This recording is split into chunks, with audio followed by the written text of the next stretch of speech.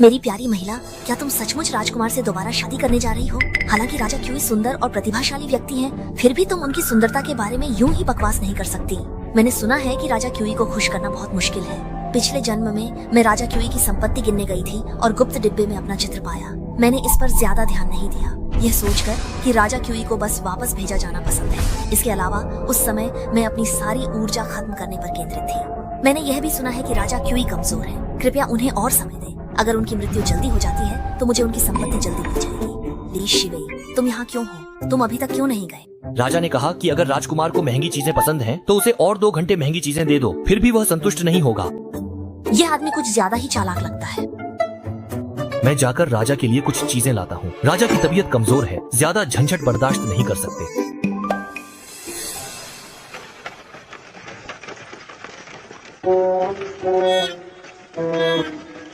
अगर कुछ कहना है तो कहो। मैंने अभी सुना कि मिस बाई और उनकी दासी आपस में चर्चा कर रही थीं। वे कह रही थीं कि राजा को खुश करना बहुत मुश्किल है, और मिस बाई ने यह भी कहा कि जब राजा मर जाएंगे तो वह वानहुन की सारी संपत्ति पा लेंगी। राजा, क्या आपको गुस्सा नहीं आया? वापस बता देना कि पश्चिमी शहर की छोटी गली के कोने पर दुकान है। उसे महामारी के कारण जितना नुकसान हुआ है, एक भी पाई कम नहीं होनी चाहिए। लेकिन पहले तो आपने युवराज को 8 लाख देने का वादा किया था। क्या उसे दुल्हन लाने के लिए पैसे नहीं बचाने हैं? राजा तो हमेशा कहते थे कि उन्हें औरतों में बिल्कुल भी कोई दिलचस्पी नहीं है ना? पिताजी, योर 7वें राजकुमार सम्राट से मिलने गए हैं। सम्राट को जब पता चलेगा कि राजकुमार के मन में क्या है, वह किसी को भेजकर महल वापस बुला लेंगे। यह तो पहले ही 7वें राजकुमार की किस्मत खराब थी। युवराज उनसे रंजिश रखेगा। पिताजी, आपको चिंता करने की जरूरत नहीं है। 7वें राजकुमार में कोई खतरा नहीं है और ऐसे नाजुक मौके पर युवराज उन्हें परेशान नहीं करेगा। हाँ, ये भी सही है। लेकिन पिताजी, क्या आपने कभी सोचा है कि अगर हम इस बार युवराज को मना कर दें तो अगली बार क्या होगा? जब युवराज का घर बस जाएगा तब वह जरूर कोई तरीका निकाल लेंगे आपको मजबूर करने का, ताकि आप मुझे उनसे शादी करने के लिए कहें। अरे, अब क्या किया जाए? मुझे समझ नहीं आ रहा है। बहुत आसान है। बस इससे पहले पिताजी, आप जल्दी से मेरा रिश्ता किसी और से तय कर दें तो युवराज की उम्मीदें खुद ब खुद टूट जाएंगी। युहेर की शादी कोई मजाक नहीं है। 3 दिन बाद आपके जन्मदिन के जश्न में आप खुद सबके सामने मेरी और 7वें राजकुमार की सगाई की घोषणा कर दें। यह तो सरासर नादानी है। युहेर, वह 7वां राजकुमार तो हमेशा बीमार रहता है। क्या तुम उससे शादी करके उसकी देखभाल करने जाओगी? मेरी बात सुनो। अभी दरबार की स्थिति ऐसी है कि अगर पिताजी दरबार की खुली छुपी साजिशों में नहीं फंसना चाहते तो उन्हें पहले ही सावधानी बरतनी होगी। और 7वां राजकुमार ही एकमात्र ऐसा शख्स है जिसके पास कोई ताकत या गुट नहीं है। वह कभी भी सिंहासन का दावेदार नहीं बन सकता। सम्राट आपकी नेक नीयत को जरूर समझेंगे। लेकिन क्या इससे 7वें राजकुमार को नुकसान नहीं होगा? यह कैसे 7वें राजकुमार को नुकसान पहुँचाना हुआ? वह तो वैसे भी जल्द ही मरने वाले हैं। मैं उससे शादी करूंगी।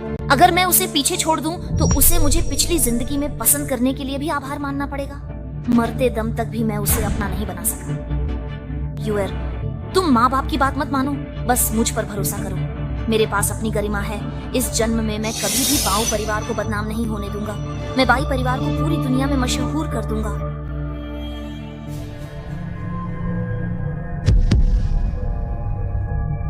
माँ, हाँ पिताजी, दीदी, आपको किसने बाहर आने दिया? मैंने अच्छे से नियम कायदे सीख लिए हैं। कुछ दिनों बाद पिताजी का जन्मदिन है। मैं आपके साथ जाना चाहती हूँ। अगर आप कहते हैं कि मैंने सीख लिया है तो मान लीजिए कि मैंने सीख लिया है।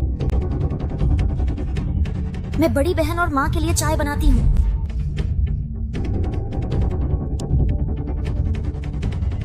माँ, कृपया चाय पीजिए।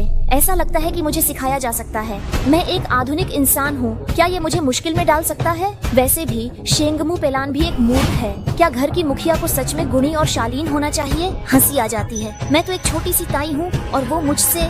जब बाई शिवे ने चाय का कप लिया तो मैंने जानबूझकर चाय उसके हाथ पर गिरा दी। दीदी चाय पी रही थी, फिर भी मुझ पर झूठा इल्जाम लगाया गया। उसने जानबूझकर मेरा चाय का कप गिरा दिया। शेंगमू पेलान उसे परेशान कर रही है। वह कारोबार में हिस्सा नहीं ले सकती, फिर भी भलाई का दिखावा करती है। वह ऐसे हथकंडे अपनाकर मुझे फंसा देती है। मून फेस्टिवल में वाहवाही लूट लेती है।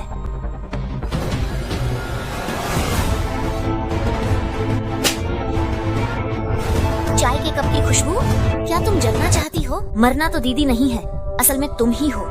तुम्हारे जैसे लोग भी पिताजी के जन्मदिन की दावत में शामिल होना चाहते हो। 10-15 तरह की दौलत की लालसा है तुम्हें दीदी। दीदी, मैं आपसे विनती करती हूँ, कुछ दिनों बाद पिताजी का जन्मदिन है, कृपया मुझे जाने दीजिए। युएर 2, तुम्हारे पिताजी का जन्मदिन है, घर में रौनक होनी चाहिए, अच्छा लगेगा। लेकिन भाई वेनवान को थोड़ा सबक मिलना चाहिए, दरवाजे पर जाकर घुटनों के बल बैठो। अच्छा हुआ कि मैंने पहले ही अपने घुटनों पर कुछ छुपा लिया था, नहीं तो यहाँ तो जरा जरा सी बात पर घुटनों के बल बैठा देते हैं। रुको, क्या हुआ? दीदी, तुम्हारे घुटने इतने सूजे हुए क्यों हैं? न नहीं, कुछ नहीं। आओ, इसकी स्कर्ट उठाओ। न नहीं, ऐसा मत करो, ये ठीक नहीं है, गुस्ताखी मत करो। अगर जन्मदिन की दावत में महारानी को पता चल गया तो क्या तुम हमारे बाई परिवार पर बड़ा अपमान लगाने का इल्जाम लगवाना चाहती हो? मैंने तो कुछ नहीं किया दीदी, इसके घुटनों पर जो भी है उसे फाड़ दो और दरवाजे पर घुटनों के बल बैठने की सजा दो, दोपहर तक।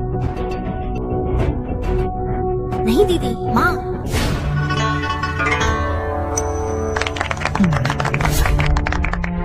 यही है वो मशहूर महारानी, इनका जलवा तो बिल्कुल टीवी सीरियल जैसा है, बहुत ही शानदार। आज मैं जरूर सबका ध्यान अपनी ओर खींचूंगी ताकि महारानी मुझे अच्छी तरह याद रखे।